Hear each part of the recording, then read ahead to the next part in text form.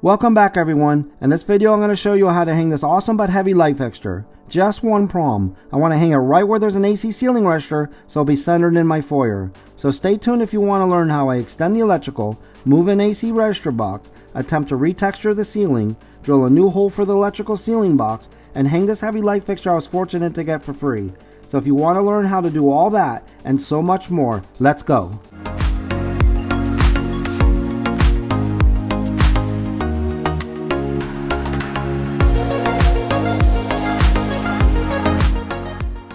So I want to put the light right in the middle of this tile inlay. But when I shoot my laser straight up, I'm hitting right on an AC vent. So now when they built the house, I don't know why they put this light all the way by the door. It's not even centered to the door. It's off to the left. Now these pictures are from the exact model of my house. You can see how this one is centered and away from the door. This one's not away from the door as much as the first one, but it's still centered. This one's away from the door and centered. Here's a good shot so you can see how the light fixture is supposed to be away from the door and centered. Now I could run a chain all the way over to here and down, but I would have to put it off-centered a little bit, and it'll be right next to the AC vent. And I think the chain going that far just doesn't look right. So it's gonna be a lot easier to move this that way versus this way, because I would have to extend the duct. I originally was gonna put this here and this here, but with it being all uneven and not lined up with the door, I thought maybe I could cut it this way, but I'm just gonna fill in this hole, add a junction box and extend it and get the light electrical box right exactly where I want it. So the light will just come right down to the center of this tile inlay. So this is gonna become a doozy of a project. I think this is attached by 2 screws to the bottom cord of the truss. So I'm gonna open it up to see. I unscrew the 2 screws to the ceiling register and I pull out the duct board insulation so I can see how this is attached. The pieces pull right out. Sticking my camera in there, I see the screws coming from the attic into the register box. So I'm gonna have to make the dreaded climb to the attic. Up in the attic, I sweep away the insulation around this pancake box. I call this exploratory surgery. I like to put an eye on everything before I move forward with a project. So I can see they have it screwed into this 2x8 or 10 piece of wood. Next, I sweep away the insulation around the register box. I want to mention that you have to be real careful working in your attic. One wrong step and you're going through your ceiling. I set up a piece of plywood to kneel down on. Looking around, I find the 2 screws I need to remove. This is a shot so you can see how the register box is attached to these insulation rails. I next sweep away the insulation where I'm planning on relocating the register box 1 bay over. You can see how it's right here, and I'm going to move it to here, so I don't need to extend the insulated flexible duct. Now with the exploratory surgery over, I bring up better lighting, and here's a close-up shot of the screw I need to remove. So I go ahead and remove both screws. After removing the second screw, I lift it up and check out how the rails are attached. Next, I want to make a template of the register box cutout, so I place a piece of cardboard inside and take my pencil and draw a line around the perimeter. The weight of the register box helped keep the cardboard in place as I drew my line. I pull out the cardboard and I set the register back in place since my AC is still on and being used. I next cut the cardboard on my pencil lines. My cordless scissors make quick work of it. I finish the last cut with my shop scissors, then I go test my cardboard template and see how it fits. With everything looking good, I go back up to the attic. I next take out the staples, securing the woven vinyl hanger strap that's holding the insulated flexible duct. While I had everything disconnected, I position it so I can get some cold air blowing on me up in the hot attic. I next place the cardboard template and mark a pencil line where there's a seam where the 2 pieces of drywall meet. Then I place my template the next bay over, lining up my pencil line on the seam. I use my triangle square to make sure my template is parallel to the bottom cord of the truss. I draw a pencil line around my template, and now I have my new location for my register box. So next, I take my job saw and cut out the hole in the ceiling. Now normally, I drill a screw in the middle so I have a handle to hold on to so the piece I'm cutting doesn't fall. I want to reuse this piece to close up the original hole, but I didn't bring up my drill to the attic, so I use a small screwdriver to try to pry it up. But after a couple tries to save it from falling, yeah, bombs away, it falls 12 feet to the floor. Oops. I hope it's okay, and I clean up my cut on that final corner. Next, I try out the fit. Placing the register box in the cutout, giving it a few wiggles, it slips in. I go back down from the attic and check my fit. I see one little part I want to clean up, and now everything looks like it's seated correctly. Here's a shot from below so you can see how I moved it from here to here. So next I had to come up with a way to secure the register box in its new location. My plan is to use these pieces of wood. So after cutting them to size, I go back up to the attic and try a dry fit. I wedge it between two trusses, and after a few knocks, I like how it looks, so I head back down so I can decide how I'm going to secure it. My first thought was just to use screws and toenailing it to the bottom cord of the truss, but after pre-drilling some holes and screwing the screw in, I realized the piece of wood wasn't big enough and the screw would end up going through the drywall ceiling. So instead, I decided to use these L brackets. I just need something to carry the weight of the register box away from the drywall ceiling and secure it into place. I'm sure there's many ways to do this, but this is how I decided to do it. So after pre-installing all the L brackets, I head back up to the attic to install them. So with light taps, I get it into position until it's touching flat against the ceiling and the register box. All that's left is to screw the brackets to the truss. Usually with every project, there are what I call projects within projects. It was a tough decision to make the effort to relocate this register box just to hang my light fixture where I wanted it. You're going to see soon, this was the easy part. Repairing the drywall, more specifically matching the texture, for me, was the hard part. I just know the results in the end are best when you make the extra effort to do what's necessary, not what's easiest. So I finished up securing the second piece of wood, and here's a shot how it looks completed. I like how it came out. So now I go back downstairs, I drill in the 2 screws into those pieces of wood I just installed and secure the register box. I need to put the ductboard installation pieces back in, they just get wedged in there, not much to it. Next is installing the ceiling register. I hand start the first screw, then screw it in the rest of the way with my drill. I use my Bosch laser measure to make sure it's parallel with the wall in front of it, and then screw in the second screw. Here's a quick shot so you can see how I did this. I just have it butted up to one side and take my measurement. Then you can pivot it until you have it even on the other side and screw the second screw in. Of course you can do the same thing with a measuring tape. Okay, next is to work on removing the current old light fixture. After removing the glass shade and the light bulb, I removed the 2 screws securing it to the pancake box. After almost 20 years, I'm excited to finally get rid of this builder's grade light fixture. After double checking with my voltage tester, there's no power because I have the light switch off. I go ahead and remove the wire nuts and untwist the wires to remove the light fixture. Of course you have the white neutral, the black hot, and the bare ground to disconnect. Now check out how many screws are in this metal round pancake box. You're going to see me unscrew 5 screws. So this could have supported a heavy light if it wasn't off-centered and close to the front door. After straightening the wires, I use a flathead screwdriver to spread open the push-in connector and remove the pancake box. I cut the stripped end of the wires to size and use some waggles to cap it off for now. Then push the wires up into the attic. Next I take my adjustable hole saw and set the blades to the same width as the hole in the ceiling. Then I go to my workbench and take a scrap piece of drywall I had kept when I installed recessed lighting in my daughter's room. You can watch that video on my channel. And I secure it to a piece of scrap 2x4 held by my vise. I cut the drywall into a circle patch I can now use to close the hole where the old light fixture was. I next go test out my piece of round drywall patch and realize it's sitting too low. It seemed like the piece of wood was sitting off the drywall a bit. So I go back up to the attic and pull the staple holding the wire and move it out of the way. I next take my hammer and pound the wood that was supporting the box back and forth and remove it. I want to reposition it to lay it flat to see if I can install it tighter to the drywall. Then I have to remove the nails that were securing it. So I back them out and use the claw to pull them out. This was a pain because I'm up in the hot attic and balancing on the bottom cord of the truss. I'm going to skip ahead because you don't need to see this twice, but I repeat this on the other side and remove those nails too. I next sweep away the insulation so I can lay the piece of wood down over the hole in the ceiling flat. Then screw the 4 screws through the side. This is an overkill for a drywall patch, but it was what was up here already, so why not reuse it? I next prep my patch. I'm cleaning up the edges because I don't want any dingleberries to be sticking up in my way when I apply my spackling. I was hoping that because this drywall came from my ceiling, I could leave the middle texture on and just retexture around the edge. So I scrape away just the texture around the edge for the mesh tape to be placed.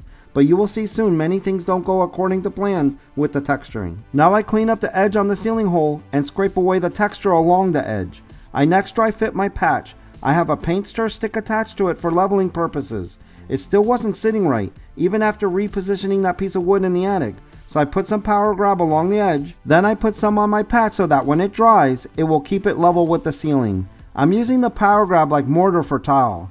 I next place my patch in the hole and screw it to the ceiling. Then, I add power grab in the seam as filler to keep it from shifting in the future, which would make it crack. Once the adhesive dried, I remove the stick.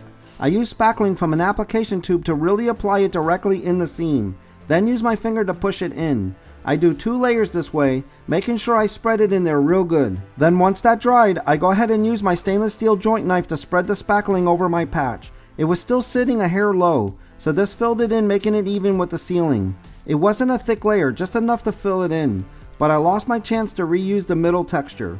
You will see me next add the self-adhesive mesh tape. So check out how I do this. I get a piece of paper, I cut 3 pieces of mesh tape and stick them to the paper. Then take the round pancake box that I removed from the ceiling and trace a pencil line around it. Then I cut the paper and mesh tape a little farther out from the pencil line. Then back at my patch, I stick the mesh tape and it fits perfectly, bridging the seam but not overlapping the texture. I now take all-purpose joint compound and spread a coat over the mesh tape. You are next going to see me work on closing up the rectangular hole where the register box once was. I need to close it up so I can cut the new round hole for the new electrical ceiling box. But before I go up to the attic, I repair a piece of drywall paper I noticed damaged with the power grab adhesive. I next need to remove the rails that the register box was attached to. I cut the first one in half, then I snip it on each side near the bottom cord of the truss. Then grab it with my pliers and wiggle it back and forth until it weakens the metal and breaks. Then use my screwdriver to push what's left under the truss. I repeat what I just did for the second half. Snip it by the truss, wiggle it until it breaks, tuck what's left under. I wanted to use my Dremel to cut it, but I couldn't get it at the right angle, so I just continue using my snips, repeating what worked on the first rail. You're going to see me next install 2 pieces of wood, similar to what I did to secure the register box, but this time it's to attach the rectangular drywall patch. So now I place the 2 pieces of wood hanging over the hole, then go back downstairs. I drive 2 drywall screws into the truss to draw up the drywall. I noticed it was drooping because of the weight of the register box. Next, I clamp the pieces of wood in place with 4 trigger clamps. Now, like before, I add the L brackets to secure the wood pieces in place. Just like I mentioned with the register box install, there are many ways you can do this. Since I had this wood in brackets, this is how I chose to secure my patch. I next reattach the woven vinyl hanger strap holding the flexible duct with my staple gun. Here's a shot so you can see how there's no restrictions in the flexible duct. I didn't want to deal with cutting it shorter in length. Next, back downstairs, I drill a couple screws through the drywall ceiling in my pieces of wood and try out my patch. I'm seeing that because I drilled those first 2 screws in the truss, it's not matching. So I go ahead and take those 2 screws back out and try again. Now it's even and matching up. Let me show you a shot why. You can see the weight of the register box over time has created this gap and droop in the ceiling drywall. So next, I need to clean up and repair my patch. I cut the edge on a 45 to remove any dingleberries. Then I sand the edge to smooth it out even more. Next, I scrape away the texture to make room for the mesh tape. I keep dreaming I can let the middle texture remain and just retexture around the edge, but you will see that didn't work again. After a quick cleanup of my shop desk, I used some power grab on the corner of my patch that got damaged on the bombs away fall. I got real lucky there wasn't more damage, and I'm able to reuse this piece of drywall. Next, I go back to the old register box cutout, and just like the patch, I again clean up the dingleberries around the edge, cutting on a 45. Then I sand the edge to smooth it out. I scrape away the texture to make room for the mesh tape, sanding that area as I go.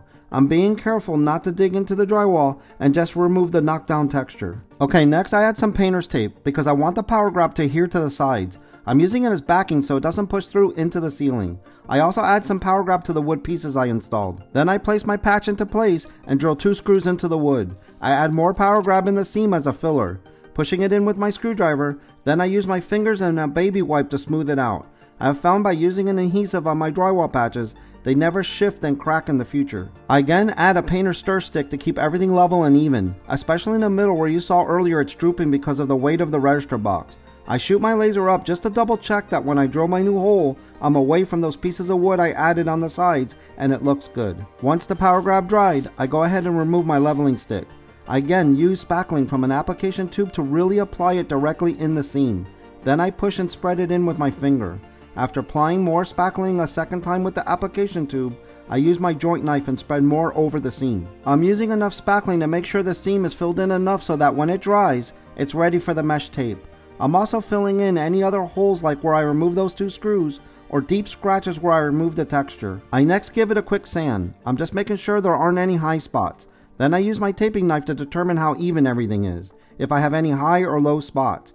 After a quick wipe, I add the mesh tape. I'm making sure the pieces don't overlap so I don't have a high spot. The pros used a knife to cut the mesh tape. I size it up and use shop scissors to cut it. Next, I cover the mesh tape with all-purpose joint compound. And again, I realize there's no way of spreading it without covering the texture that's already on my patch piece, so I add joint compound to the middle too. I now spread it as even as I can, making longer passes until I like how it looks. Now that the first coat dried, I prep it for the second coat. I scrape the high spots, give it a quick sand, and baby wipe it clean. I again spread my joint compound, but this time I'm going to use my 12-inch taping knife to really level it since it spans the whole patch. After filling in what I think is the low spot and passing the knife over it, I realize it's just best to fill the whole area in with joint compound, then pass the knife completely over it to level it. Check out how much I pulled off with my knife. I next go back to the circle patch. I check for where there are any low and or high spots. Then next, give it a sanding. You want it as smooth as possible when you're passing your knife over, spreading your joint compound. I add my next coat of joint compound, then smooth it out with complete swipes over it in different directions to spread it evenly. I look over at the rectangular patch and see an area I need to fill in, so I move over to it and fill that area in. After completing that, I use my thumb to feather the edge. That's helpful to do before it completely dries. So now that everything is dry, I give the two patches their final prep before I start texturing. I check where my high parts are on the rectangular patch and give it its final sand. Here's a shot how it came out. The texture will cover the areas you see the mesh tape peeking through slightly. I check where my high-low spots are on the circular patch and give it its final sand. Here's a shot how it came out. This patch came out really good. What do you guys think? Okay, now you're going to see me knock down texture over the two areas I just patched. I'm going to use this knockdown texture sponge and this acrylic knockdown paddle. This part of the project was real challenging for me and a struggle. Let me show you how I prep the joint compound. You add some to your mud pan, then you mix the water to what I call a whipped cream consistency.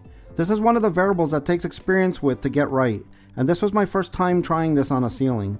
I watched YouTube videos on this, but it was a lot harder to get right than it looked watching those pros in the videos. Okay, here we go. This is attempt 1. You're supposed to dab the watered down joint compound onto the ceiling with the special sponge. I start with the circular patch, then apply it to the rectangular patch. The pros know the amount to apply and how far apart to apply it, but I'm just winging it. There are many variables with this process which determine how close you're going to get this knockdown texture to match the rest of the ceiling. I'll mention them as you see me attempt this, so you can hopefully learn from my struggle for your attempt. Next, I wait 15 minutes before attempting knocking it down, but that wait time is another variable that determines the outcome. Now, as I describe this, I'm going to use the analogy of water for the flat part and islands for the part that sticks up, normally called blobs. Now, after the 15-minute wait, this is exactly what you don't want to do. I make a swipe in one direction, then I swipe going the opposite direction, making the islands connect together with a big flat spot. What I eventually learn is you cannot swipe too many times, and definitely not in opposite directions. I next scrape away the middle flat spot, reapplying the joint compound for attempt number 2. But I don't wait the 15 minutes and make the swipe, which just made one big flat spot because it hadn't dried enough. So I take the sponge and just wipe away these first 2 attempts. I rinse the sponge in a bucket off camera. Okay, here we go again. You would have thought I would have learned my lesson on the first attempts. I swipe in 2 opposite directions, making the islands connect with huge flat spots. At this point, I'm getting frustrated and make more swipes in opposite directions, and my brain is finally realizing what I'm doing wrong. So I scrape as much of the joint compound as I can off the ceiling, then sponge the rest off until it was clean. So I brew up my next batch of watered down joint compound. I'm going to call this knockdown texture mud from here on out. Here's a shot so you can see the consistency I'm mixing it at. So on attempt number 2 on the rectangular patch, I dab more mud on the ceiling. In this next attempt, I think I'm swiping with too much pressure. But looking back at this footage, I should have stopped on my first swipe on both patches, then do another swipe 15 minutes later just to knock down any ridges and to help blend it better. It would have came out great and better than how it eventually comes out. Go back and check that out. Even on this attempt, I should have stopped on the first swipe before the islands started connecting together too much. But the more I knock it down, the more the islands connect and the longer the flat spots get. So I go ahead and remove it again, but I just blew my best attempt chasing perfection. Okay guys, this is attempt number 3 in the final attempt. How it comes out is how I'm going to leave it. I start with the circular patch. I try to dab less mud on the ceiling this time. After waiting for it to dry for 15 minutes, I knock it down. I give it 2 swipes. Here's my final attempt on the rectangular patch. Again, I'm adding less mud this time. But do you see how I'm leaving smaller islands in the water trying to put less mud? More on that in a second. So I go ahead and knock it down with 2 swipes. But because of those smaller islands in the water, they look like waves now instead of it being flat, calm water. Here's a shot so you can see what I mean. Too many small islands in between the big islands. So I let it completely dry this time, and what I attempt to do is to sand out the small islands. As you guys saw in my intro, my plan was to always install a ceiling medallion because I knew something artistic like this was not my thing. When the house was built, they sprayed the mud on, then knocked it down all at once so it looked perfectly consistent.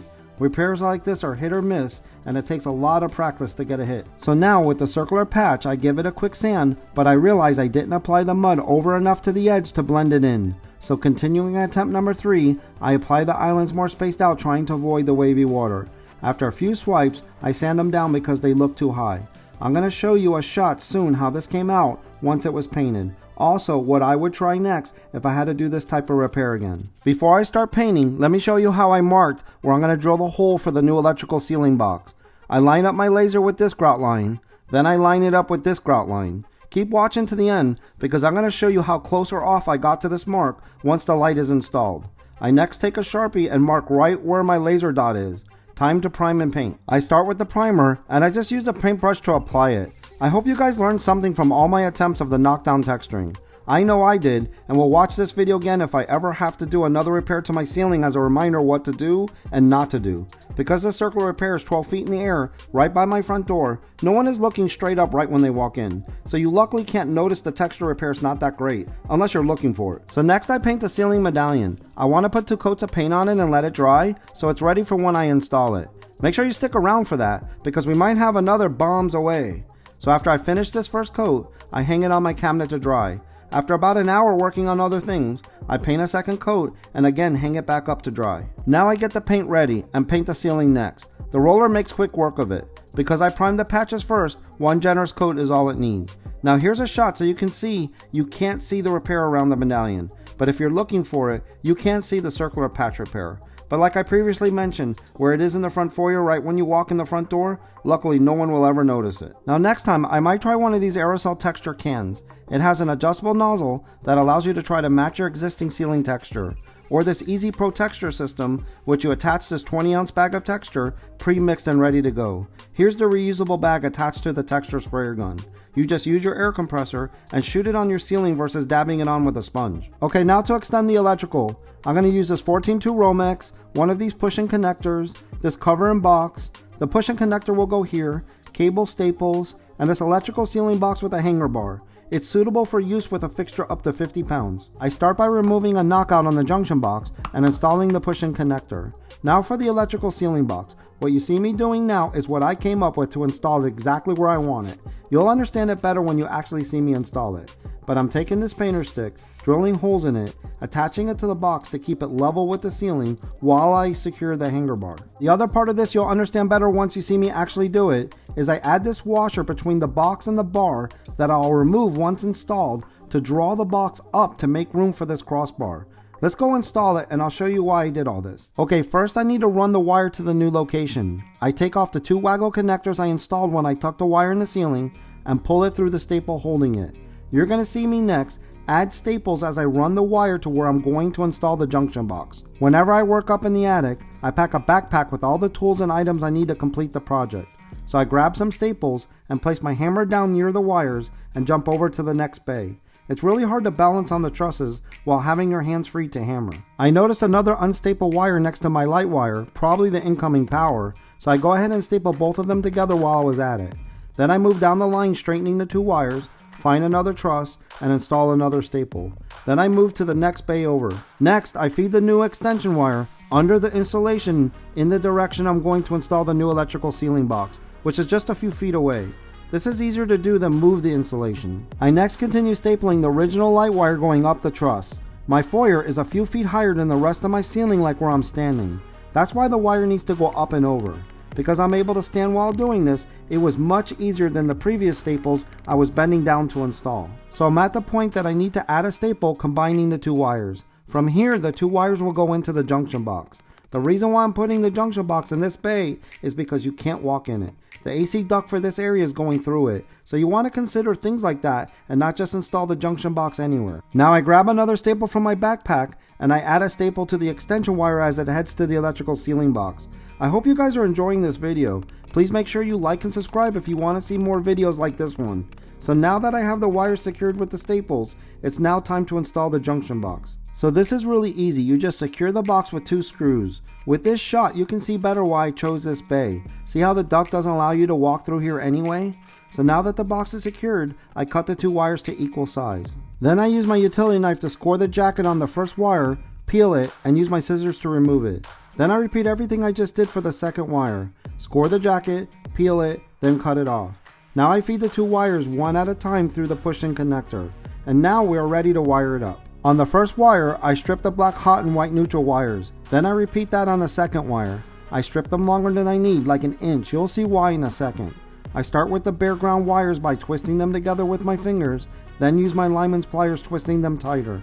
I cut the end off on an angle, then screw on the wire nut. Now I repeat with the white neutral wires. I start by twisting them together with my fingers, twist them tighter with my pliers, cut the end off on an angle adding the wire nut. The reason why I strip them an inch is because it makes it easier to twist them together. Since I'm going to cut it to size so no bare wire will be exposed past the wire nut anyway, why not strip it long to make the twisting together easier? So with the same technique on the black hot wire, I finish up by installing the cover. So let's recap. The wire comes up through the wall from the light switch. I added a staple here, then one here, then the wire comes up into the junction box. Then it heads to where we're going to install the new electrical ceiling box. So I started to head back downstairs, but I went ahead and added one more staple where the wire popped out of the insulation. I give the wire a little test tug. I want it secured but not pinched. Okay, now for the fun part. Let's cut the hole. I use my adjustable hole saw, placing the drill bit on my Sharpie mark. It has this dust shield keeping debris particles from being airborne or dropping on the floor. I just push lightly, letting the blades do all the work. Here's the attic shot so you can see it punch through. Cool, right? Okay, now to install the electrical ceiling box, which is secured by a hanger bar. I go ahead and insert it in the hole, then extend the adjustable bar between the 2 trusses until it touches on both sides. Now you're going to get a clearer understanding what I'm using this painter stick for. I screw it onto the box until it's tight. This is going to keep it level with the ceiling. Then I use this pole that is for my laser, but I've been using it to hold a tripod to film 12 feet in the air, and I use it to press the stick to the ceiling, which you can see here, keeping it flush with the ceiling. So back in the attic, I put my level on the bar, and I screw the first screw in on the right side most of the way in. Then a quick glance at my level, I drill a screw in on the left side most of the way in. Another check of my level, and I screw these first left and right screws all the way in.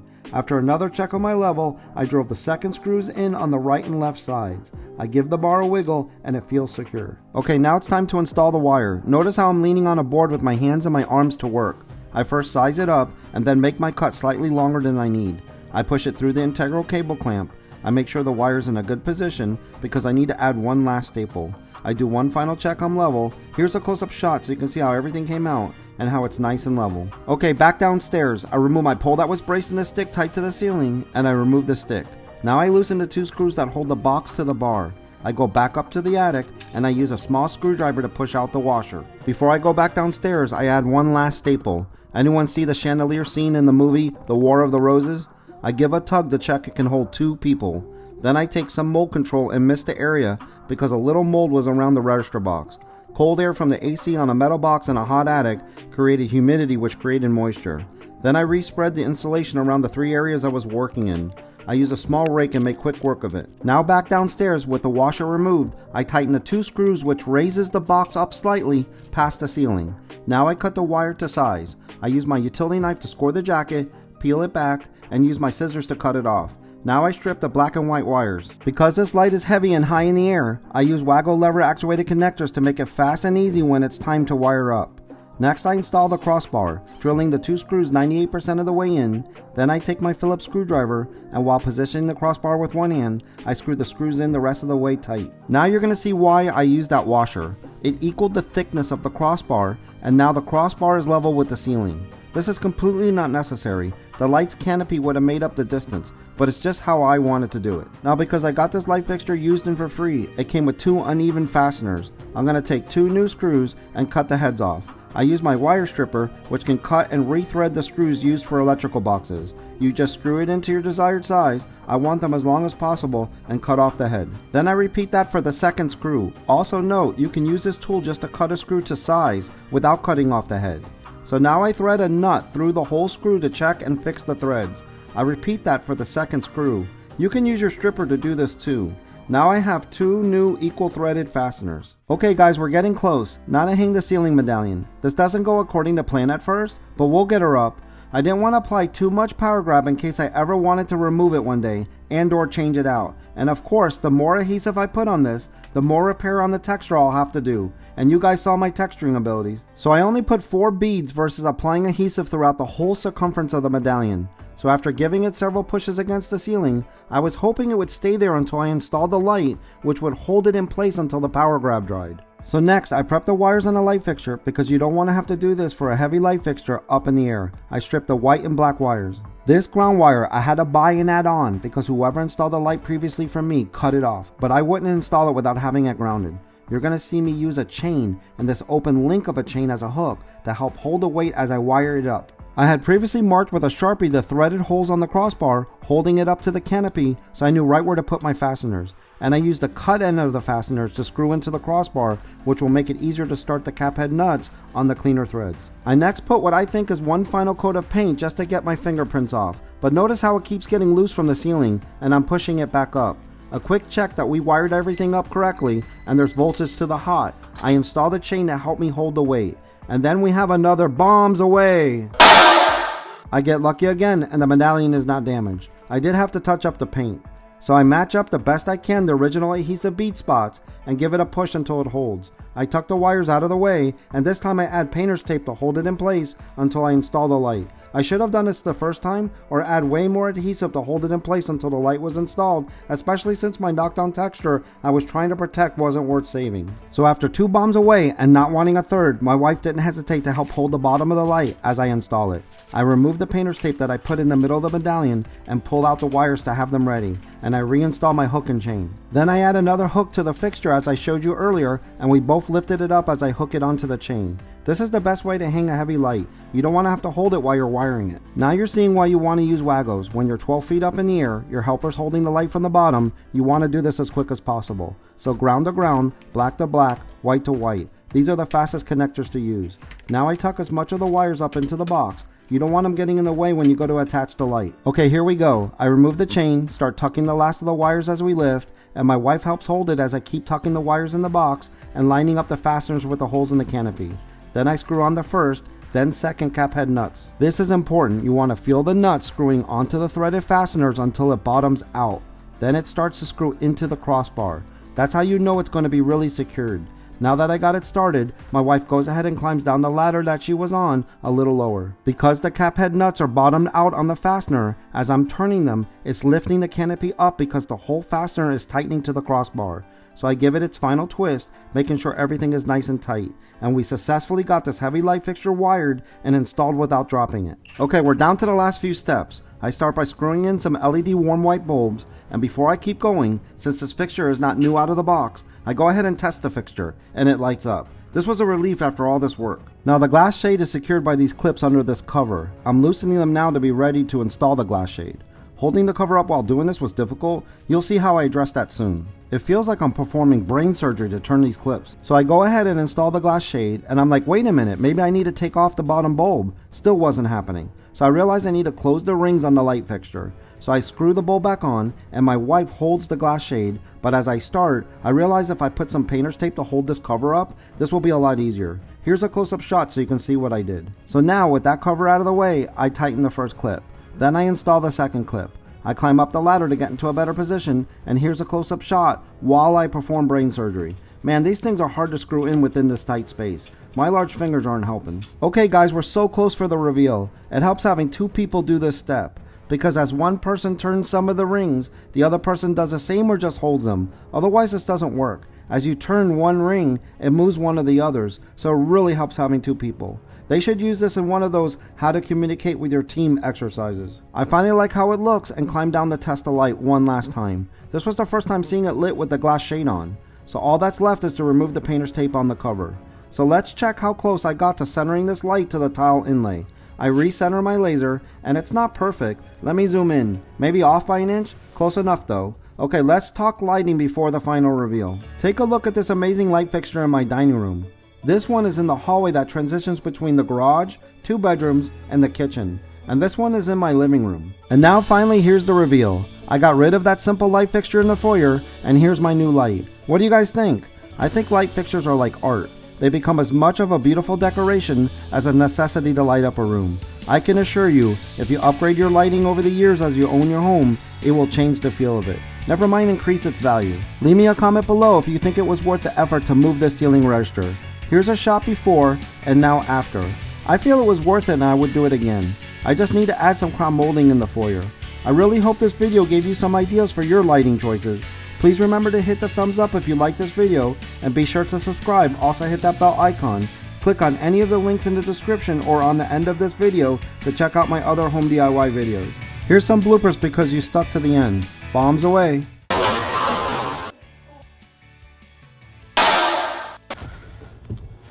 No! Thanks for watching, everyone. Click any of these links on the screen to check out my other home DIY videos. One, I show you how to add recessed lighting in a room. The other, how to transform a closet with wood shelving from Lowe's. Bye, everyone.